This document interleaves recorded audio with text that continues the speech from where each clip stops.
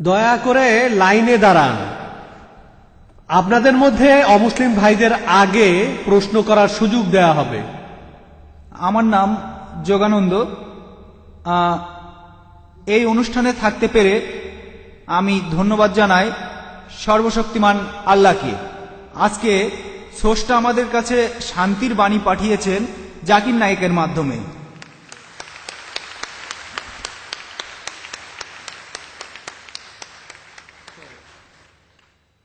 মানব জাতির শান্তি, এছাড়া হিন্দু মুসলমানের শান্তি।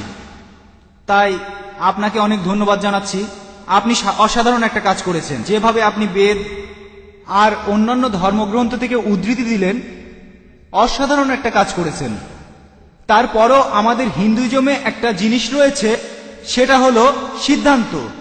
আপনি এখানে বেদান্ত নিয়ে কথা বলেছেন। যদি সিদ্ধান্ত পড়েন তাহলে হিন্দুইজম নিয়ে আরো বলতে পারবেন, আর এটা আমাদের মানবজাতির শান্তির জন্য ভালো হবে। আচ্ছা, অনেক ধন্যবাদ, অনেক ধন্যবাদ।